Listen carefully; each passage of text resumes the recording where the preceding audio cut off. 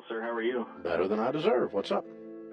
Hey, I have a little bit of a disagreement with my wife. I was hoping you could tip the scales and give us some outside perspective. She wants to move up in car. I'd like to save up and pay cash for the vehicle. However, she thinks that having a larger savings is okay. She wants to finance the vehicle, and she's okay with having a car payment if it means we have a larger savings. And I tried to explain to her about, depreciation and tell her why it's stupid to get debt. But I think she needs to hear it from somebody else, so I was hoping you could speak to that a little bit. Okay. The thing I've noticed after 30 years of doing this is that different classes of people, regardless of race, different socioeconomic rungs on the ladder, do different stupid things. Poor people, the rough end of town, play the lottery more often than anybody else. Lottery tickets are almost all sold in poor zip codes. Payday lenders, 800% interest. Rent to own, title pawning.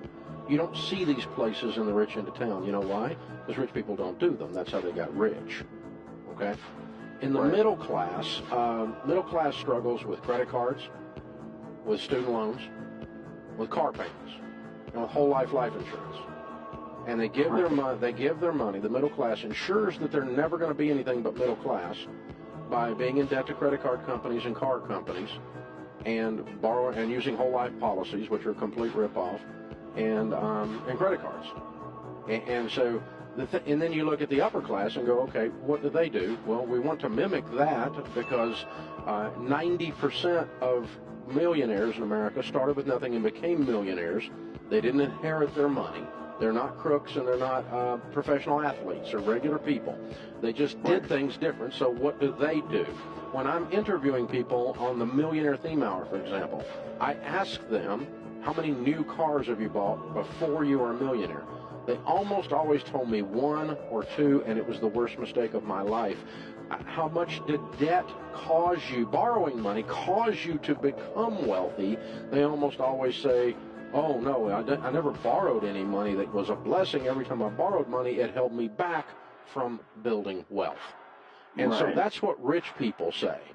And what your broke brother-in-law thinks, or what some journalism student with $82,000 in student loan debt writes on Market Watch, I couldn't care less about. Or is a guest contributor for Motley Fool, and they meant fool for sure. I mean, I don't care if you're broke what your opinion is about money. You follow me?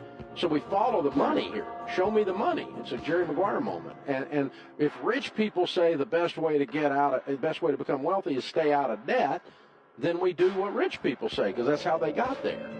And you can't, there's just no disputing that. And the bottom line is this: the average car payment in America now, last month we got data that it's now $501 a month is the average. Okay, $500 a month invested from age 30 to age 70 in a decent growth stock mutual fund in a Roth IRA is over $5.6 million. That's what a car payment costs you. It's $5 million over the scope of your life. And so that's why, rich people don't have car payments, because that's how they got rich. And so the point is, your most powerful wealth building tool is your income, and you can't make middle class mistakes with money and be anything but middle class. And there's nothing immoral or ignoble about being middle class. It's a matter of if you eat the same food fat people eat, you're going to be fat. Duh, And if you want to be skinny, find out what skinny people eat and eat what they eat. I wish I could do more of that. I don't do enough of it myself. But, I mean, it's a great example, right? Find out somebody's been married 50 years and they have a fabulous marriage and they can't keep their hands off of each other. So what did you guys do? Because other people I know about killed themselves, and I want to know how you get a marriage like that, And so I want to talk to people who are winning at something and do what they do, and not somebody that's just got a feeling or an opinion.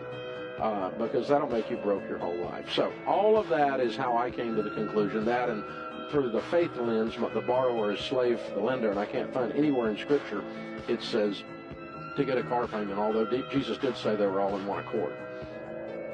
Follow for your daily dose of finance.